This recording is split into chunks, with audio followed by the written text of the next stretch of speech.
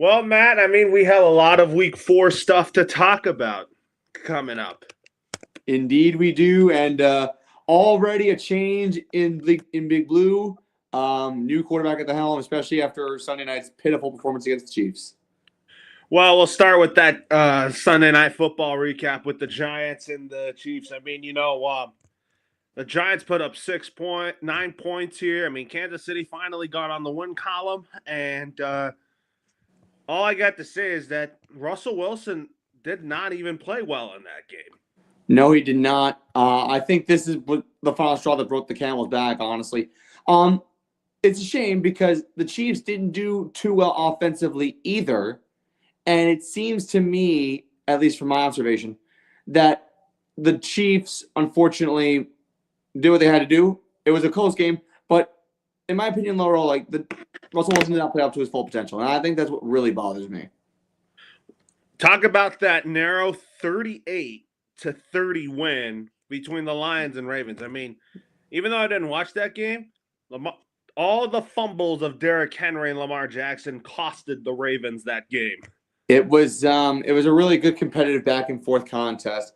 The Lions pulled away when they had to, and I predicted that would happen. I think the main takeaway was that the Lions have their ups and downs with John Morton as their new offensive coordinator, but the Ravens got to be better with ball security. Obviously, Lamar Jackson, Derrick Henry fumbling is inexcusable, but it was well worth the hype. It was a good Monday night contest, and the Lions got the win.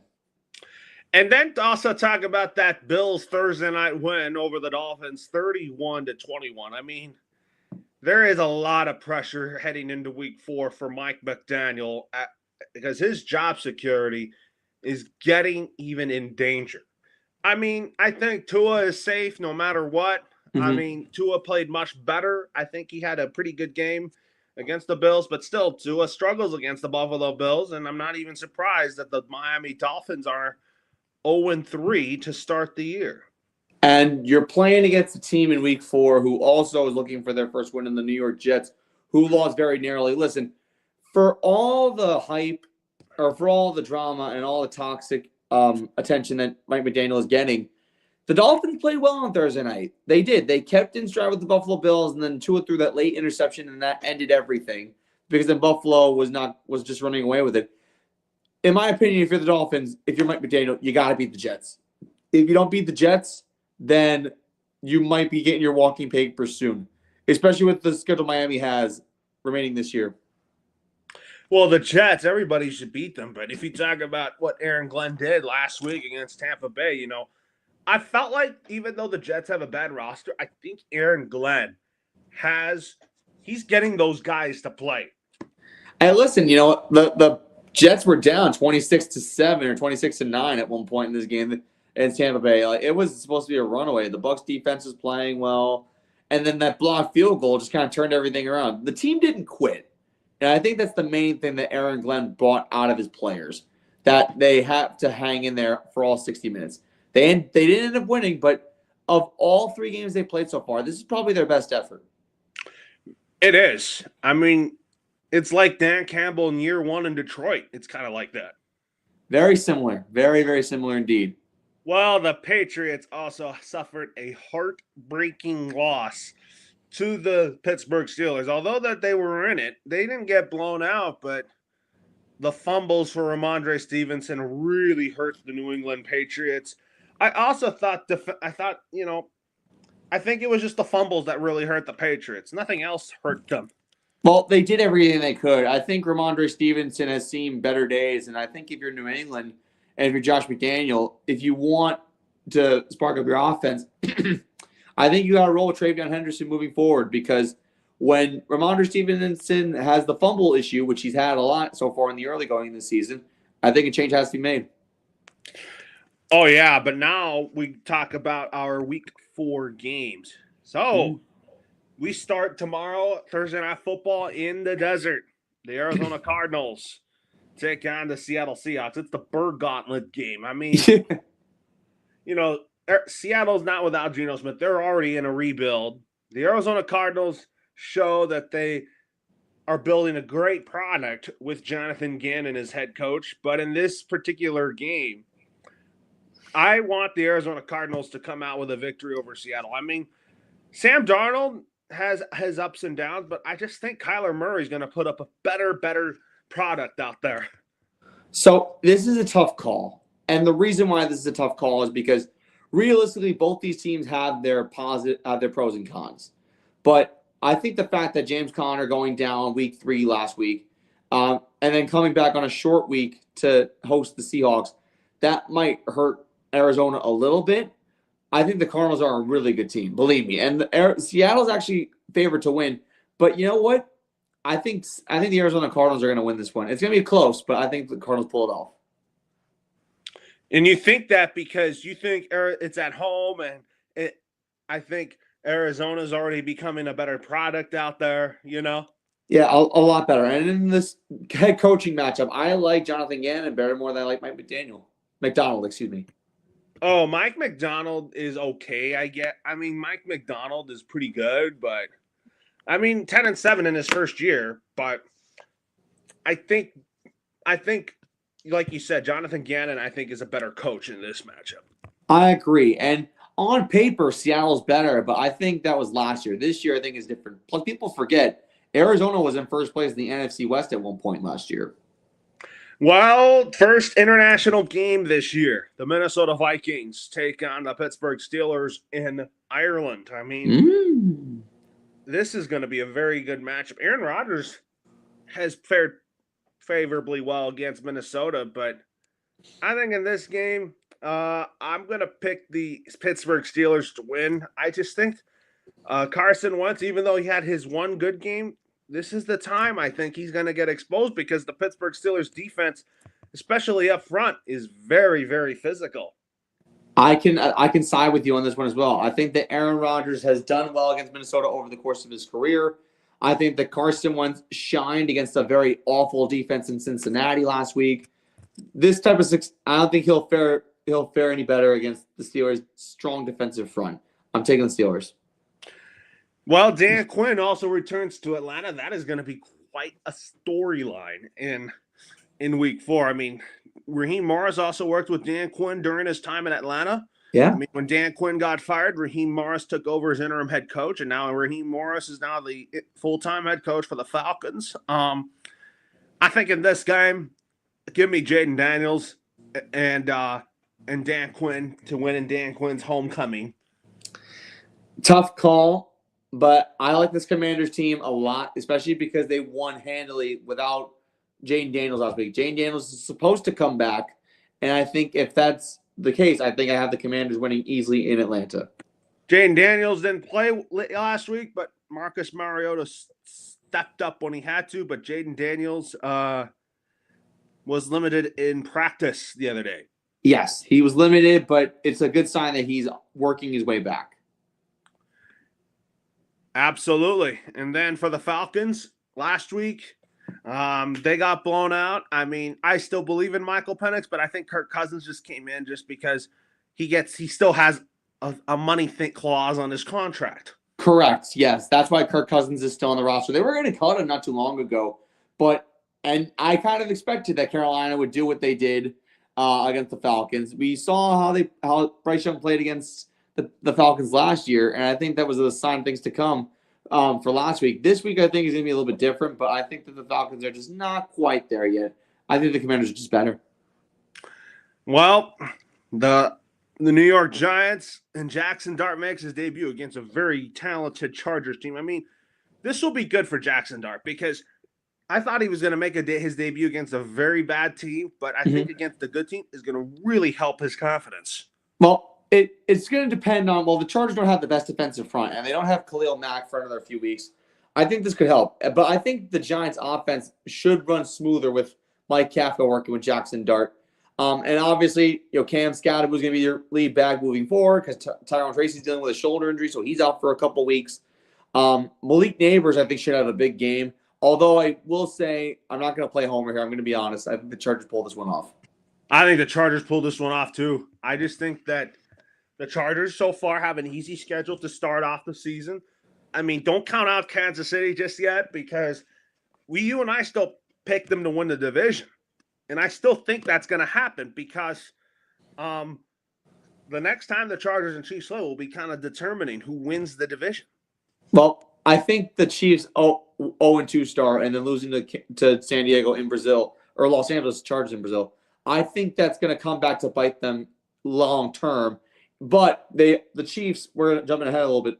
They are playing the Ravens this week at home. How that fares, I have no idea. We'll get into that in a little bit. But the Chargers have been playing very, very good football, and I can't see them slowing down anytime soon. Well, the Tennessee Titans and the Houston Texans going at it. They're both 0-3 teams, but one of these teams is going to be getting their first win of the year. I mean, the Houston Texans have been off to a rough start. I think no one should panic about the Houston Texans. I still think they're a well-coached team. I still think C.J. Stroud does C.J. Stroud things. I just think that they're a little short-handed with wide receivers other than Nico Collins. Right. And Schultz. Yeah, Dalton Schultz and Nick Chubb and all that. But I just felt like that the offense really didn't flow last week in their loss to the Jacksonville Jaguars. I mean, the Jacksonville Jaguars have been an early surprise to start the year, which we will get into whenever we talk about their game. Yeah. But the Tennessee Titans have also been a disappointment. They're 0-3 for a reason. I mean, Cam Ward is the future, but time is already ticking for Brian Callahan as the head coach of the Titans. But go ahead. But I think in this game, I think Houston gets the win. I think they're going to start getting their confidence back up. Honestly, if there is a get right game for the Houston Texans, it's this game right here. The Titans have been horrible offensively. Brian Callahan is hanging by a thread as we speak. And I feel like if the Titans lose this game, you're probably going to see Brian Callahan be the first coach to go, if not the second coach to go. The Texans need a win, and I think they get it this week. Do you agree with the fact that nobody should panic on the Houston Texans at this time right now?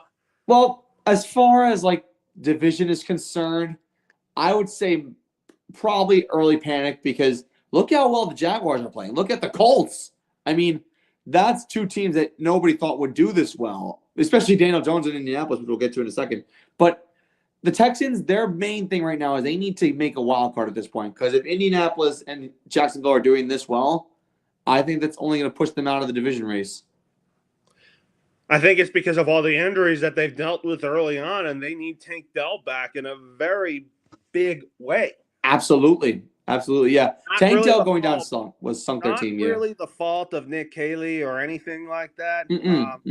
They're just not healthy at this time. Yeah, and unfortunately, we've seen over and over again in the NFL, sometimes it's survival of the fittest, and Houston is not fit at all. They have a lot of guys who are injured, particularly at receiver. This is where they're most vulnerable. Well, the first time Nick Sirianni returns to the place where he got pouring popcorn on after that wild card loss in Tampa. That was a once upon a time story. Yes, it was. Philadelphia Eagles, they have trouble for some reason playing down in Tampa Bay. I mean, and I think the Philadelphia Eagles, the Philadelphia Eagles are undefeated for a reason. But Tampa Bay also is 3-0.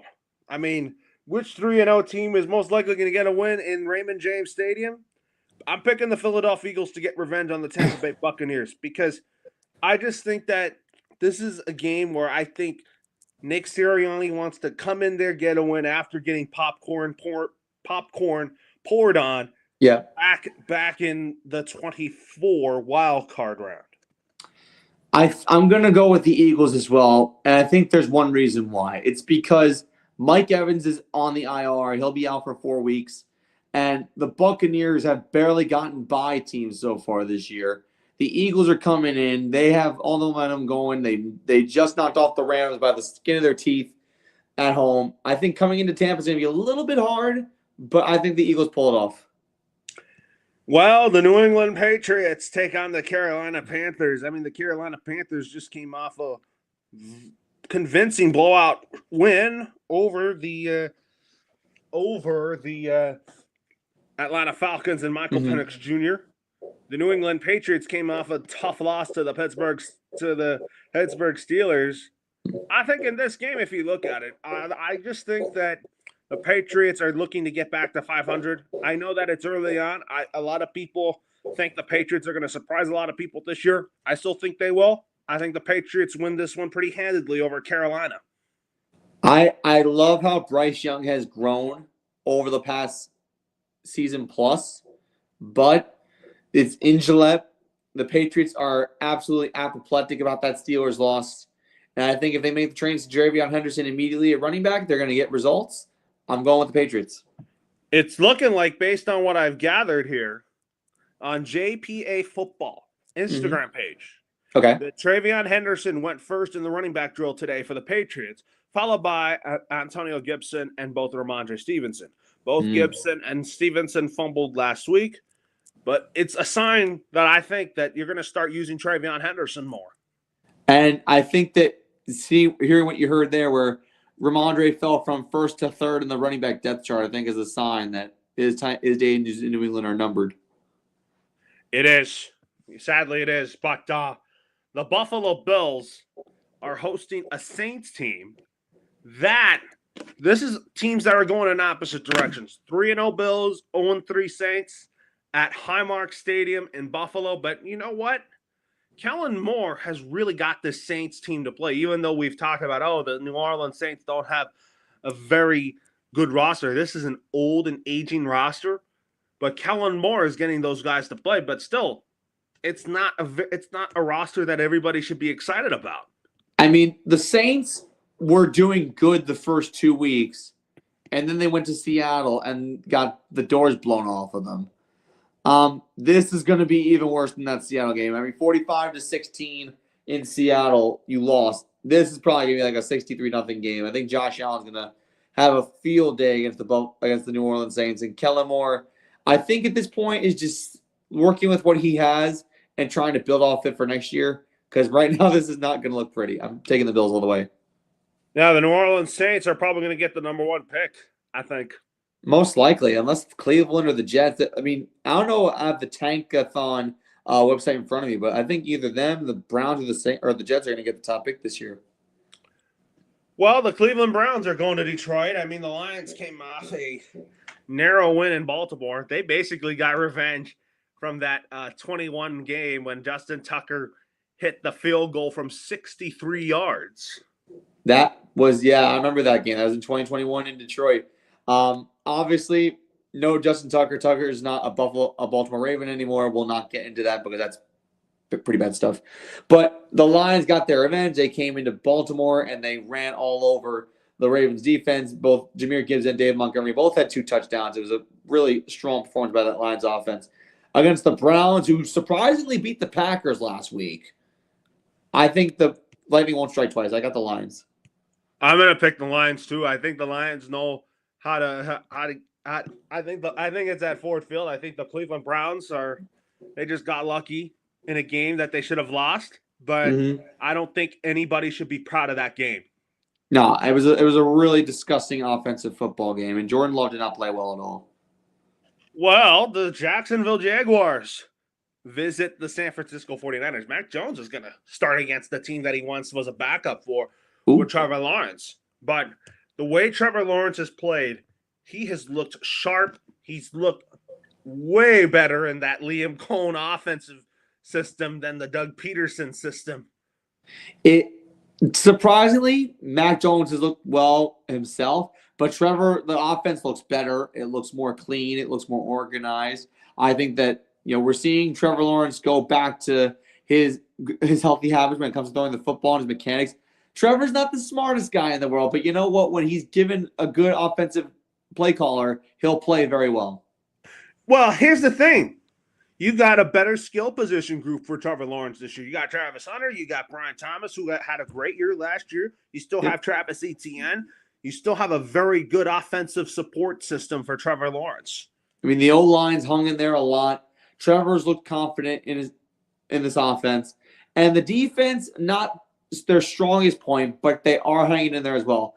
This might be a tough one, but I'd probably go with the Jaguars here.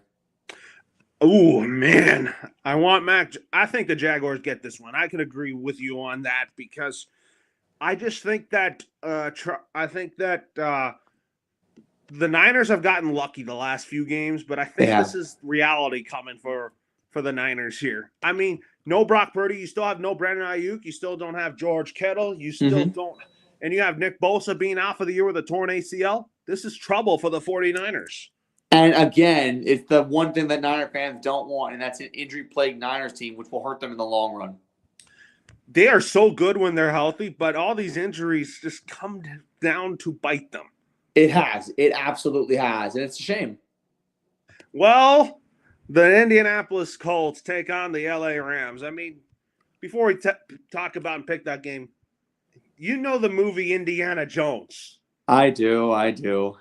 That is what Daniel Jones is now being called in the city of Indiana. I know. Indiana I Jones. know.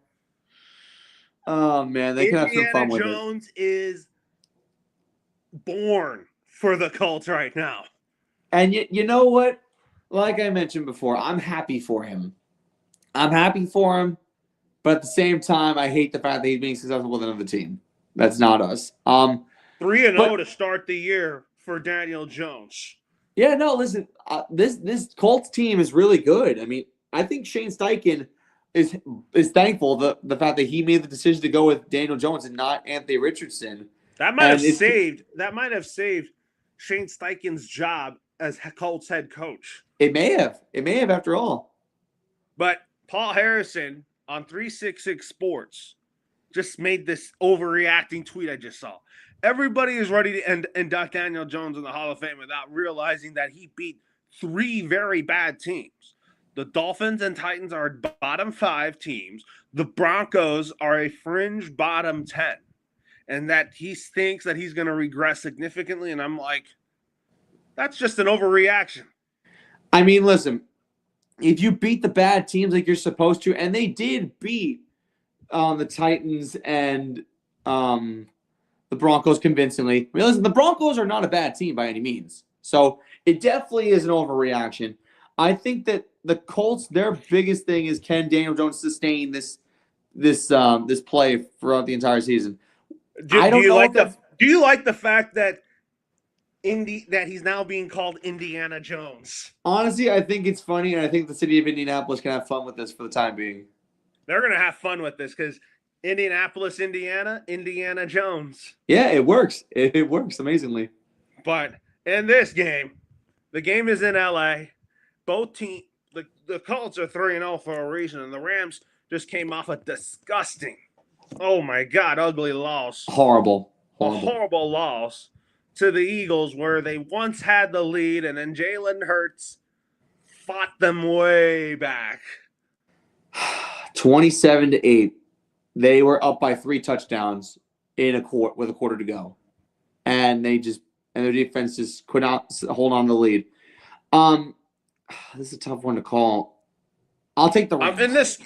I'm going to pick the Rams too. I just think the Rams they are so disgusted with that loss to the Philadelphia Eagles last week, and I think that the Rams get back to home cooking.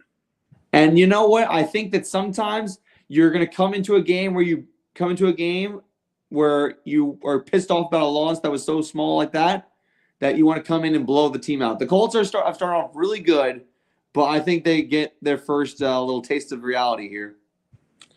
Well, talk about last week for the Bears. Ben Johnson gets his first career win against the Dallas Cowboys. But Matt Eberflus was coaching against the Bears as a Dallas Cowboys defensive coordinator. Look what happened. The Bears did him dirty. They toasted him. And finally, Caleb Williams in the offense clicks when they have to. Finally. And they're taking on a Raider team that they're taking on a Raider team that is also 1-2. I mean, the Raiders, let's see who they played last week. I mean, the Raiders lost to the Commanders last week, and the Raiders are back at home. In this game, I'm not a fan of Geno Smith by any means, but I'm going to pick Caleb Williams and the Bears to get this victory in Vegas. I'm going to take the Bears as well. I think that we're going to start to see the progression of Caleb Williams in full effect. The Raiders did lose to the Commanders, but they lost to Marcus Mariota. They did not lose to Jane Daniels. So I think that just tells you how good that this team is going to be moving forward. Are you saying that with the Raiders, Pete Carroll will get them to play, but it's the product on the field that the Raiders are showing? Right, yeah. Listen, the Raiders have a good roster, but they can't piece together wins. No, the roster is very talented with like Genty, Bowers, Meyer. Offensive line is still pretty garbage. Yeah. Defensively, Max Crosby carries the load on the defensive front. Mm-hmm. Pete Carroll knows how to coach at age 74. Hey, God bless him. God bless him. But anyways, this is the game of the week. The Baltimore Ravens taking on the Kansas City Chiefs. I mean, both teams are 1-2. One of these teams is going to go 1-3. Yeah. Lamar Jackson never plays well against Patrick Mahomes. But in this game, I'm going to pick the Kansas City Chiefs to get this victory. I think the Ravens start off 1-3. I think they have early season adversity, but I think the Baltimore Ravens will overcome a 1-3 start. Honestly, the fact that one of these two teams are going to start 1-3 is actually very surprising. But to me, I'd have to go with the Chiefs. I was going to pick Baltimore first, but then I thought, the Chiefs have that home field advantage. The crowd is going to be crazy. They're going to try and rally their team to victory. And I think these early season struggles, even if the Chiefs win or lose, they're going to have to pick up the scraps really quickly because the rest of the season's not going to get any easier. They got to play the Chargers again. They got to play the Bills. Those are two teams that you have to beat. And right now, this Chiefs team does not look as dominant compared to other teams. Not right now. I mean, they're still without Worthy. They're still without Rice.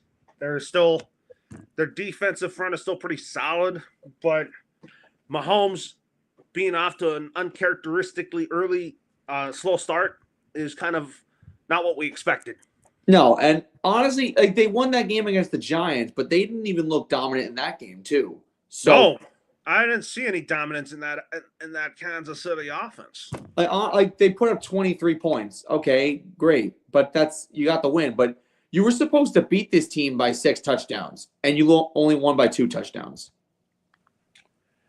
Well, the next game we'll talk about here. Oh my goodness! Oh my God! The Green Bay Packers are in Jerry World. Micah Parsons has a revenge game against his former team.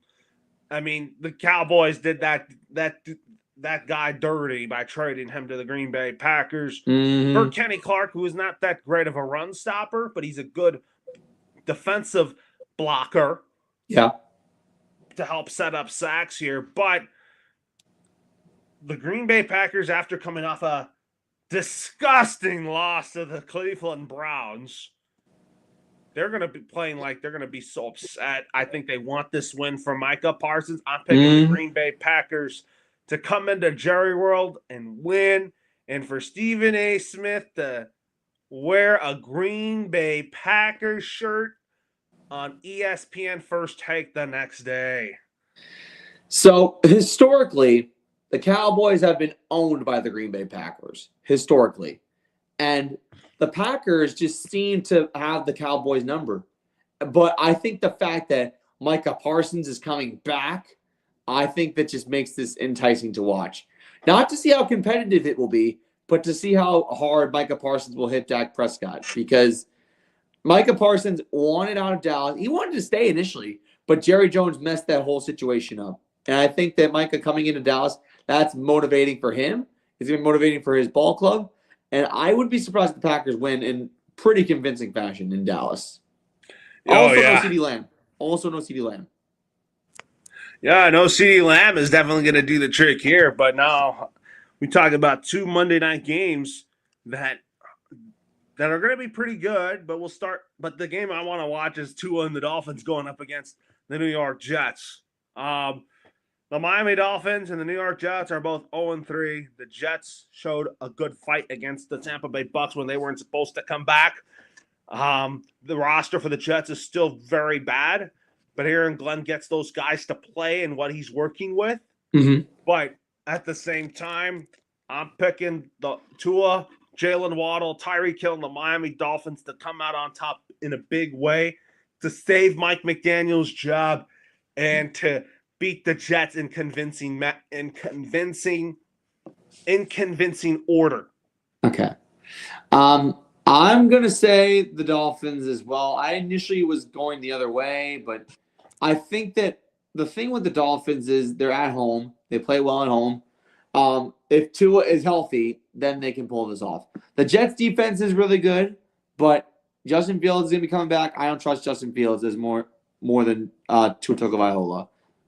Well, they're like talk about if the Dolphins lose to the Jets, that means Mike McDaniel and Chris Greer are in big time danger. Well, absolutely. At that point, you're losing to a winless game to a winless team in the Jets and giving them their first win.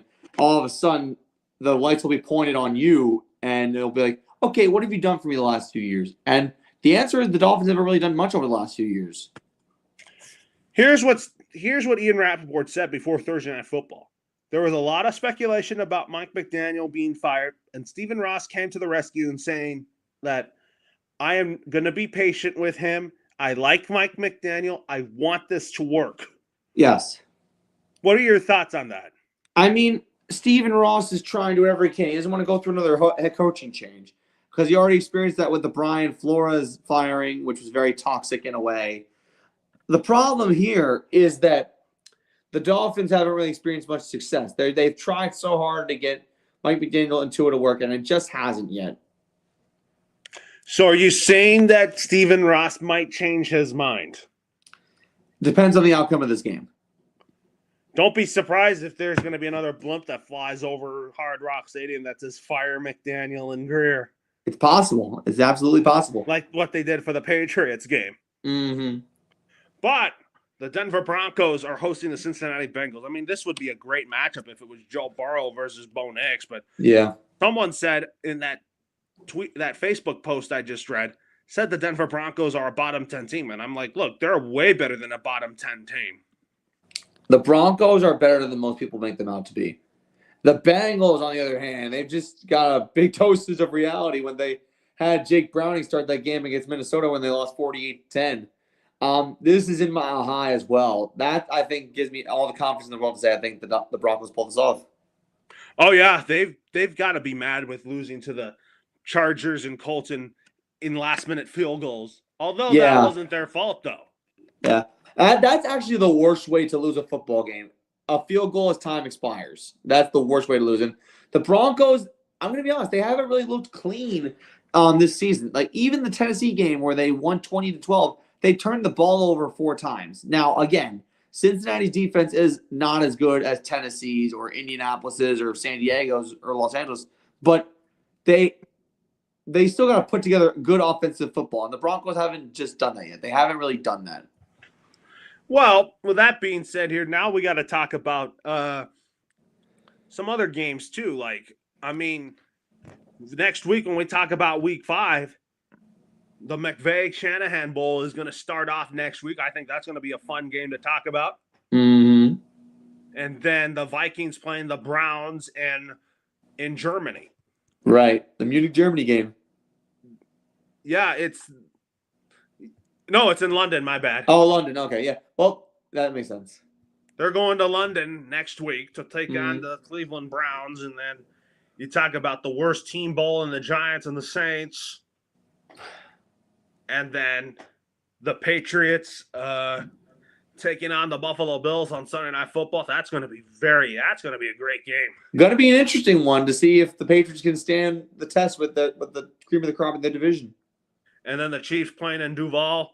I mean, it's not Andy Reid versus Doug Peterson, though. Mm-mm. That's the thing. Yeah. And then the Cowboys playing the Jets, who they should beat, but probably they might not. You never know with this team. You never know. You just never know with what the Dallas Cowboys are. But in baseball news, your New York Yankees are going to the playoffs. Woo! What are your thoughts on that walk-off win last night over the Chicago White Sox? Okay.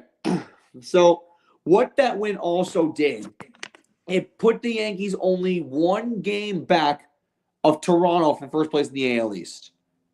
So you're still saying there's a chance. There's still a chance, and also it helps the fact that the Blue Jays are playing the Red Sox right now, and I think they play the Texas Rangers to end the season. So there's still a chance, and also the Yankees after the White Sox they play the Orioles to conclude the season. But the fact that we made the playoffs despite everything that's happened, that's all good. But like Aaron Boone once said in the locker room yesterday in the dugout, he said that's just one check mark. There's still a lot of work that needs to be done, and he's right. He's absolutely right. So this team needs to keep their head on. They need to focus. They need to keep producing and keep winning. And if they go into the playoffs with momentum, if we get the wild card, I'm thinking it's going to be Boston. If we win the division, that would be improbable. Can the Yankees complete the improbable, though? That's the question. It's a tough call because Toronto's schedule is really hard to conclude. Obviously, they got the Red Sox tonight. They play Garrett Crochet, who's been their killer. And if the Yankees, who start match free this evening, if they beat the White Sox, all of a sudden it's tied. So that's the biggest thing. Like, even let's just say that those two things happen where the Yankees win with Max Fried and the Red Sox win with Garrett Crochet and cause the Blue Jays to tie it. It's still a tight call because there's still 4 more games left. The Yankees have the easy schedule, but the Blue Jays are just good. It really depends on like how this team responds with adversity. And if they can win the division title back, if they indeed lose after the Red Sox series. And talk about the Dodgers last night. I mean, heartbreaking loss to Arizona. A lot of people are mad at Tanner Scott. And I'm like, look, it doesn't matter now. When the regular season ends, it's not going to really matter what you do in the regular season. The playoffs is going to be a whole different blood. And I'm pretty optimistic that Tanner Scott can change his fortunes. Well, I guess the playoffs are the best opportunity for Tanner Scott to change his fortunes. One thing I will say, though, I'm looking at the standings for the American League right now. It is confirmed that the Milwaukee Brewers are going to get one of those 2 byes, and it is very possible that Philadelphia is going to get that second bye. So you're looking at the Dodgers playing in the wild card most likely because they're 4 back with 5 games to go of Philadelphia. So that's going to be tough for the Dodgers to make up. But honestly, as we've seen in the past, teams who play in the wild card do well in the playoffs. So for Dodger fans that are concerned about playing in the wild card, you're going to be playing either the Reds, the Diamondbacks, or the Mets. All 3 have flaws, like major flaws. So I think the Dodgers can pick up where they left off in the wild card if they do play in the wild card. And if they play against Philadelphia, I think that's probably their best matchup. Yeah, I'm looking at it right now. The Mets finally got a win, but they've basically had a bad month. I'll tell you that. Bad couple months. It's been since June 13th. This team is solidly below 500. But that win over the Cubs with Francisco Alvarez hitting that 2-run homer put them back in wildcard position. Honestly, between them, the Reds, and the Diamondbacks, I don't know who gets that 6th seed. Did you see that Frank the Tank video about? I think I sent you a video of him. I'm not sure if you've seen that video of him saying, "All right, the Mets finally won a game." Yeah, he was like, okay, I guess I got to be content now. But when they lose, it's kind of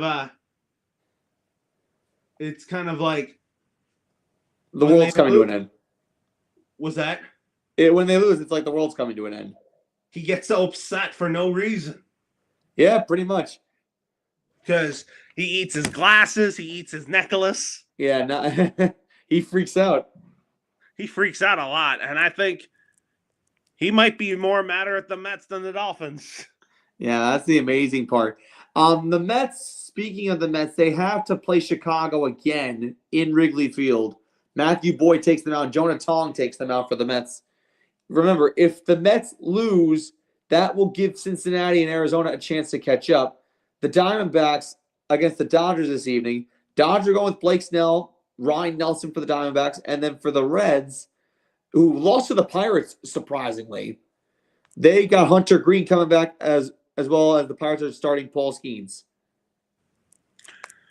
You know what? I think the Dodgers bounce back from this. I think Blake Snell goes really deep into this game. I think the Dodger bullpen has not been great this season so far, but I think it can change in the postseason. Well, I honestly think like these last few games, even if you have to stake with the wild card, you got to build some momentum before the wild card, which would give the Dodgers some confidence going in there. If they do indeed face Arizona again, at least you know that you can beat this team. The Mets and the Reds, I think, are inferior to the Dodgers. So I think the Dodgers, even if they go in the wild card, I think they have a great chance at winning. Oh, yeah, a lot of Dodger fans are concerned about it, you know? Well, in a positive light, sometimes playing in the wild card is great because you've gotten some games under your belt. You're not rusty. And I think that it bodes well as far as like getting stuff situated out. Now, if you're the Dodgers, you don't want to lose in the wild card series because, like I said, or like you've said, losing in the playoffs is a failure. And I think the Dodgers don't want to repeat that. Well, Roki Sasaki's going to be back. I view him as a starter long term, but since he's just coming back from a shoulder impingement, it's looking like that it's looking like that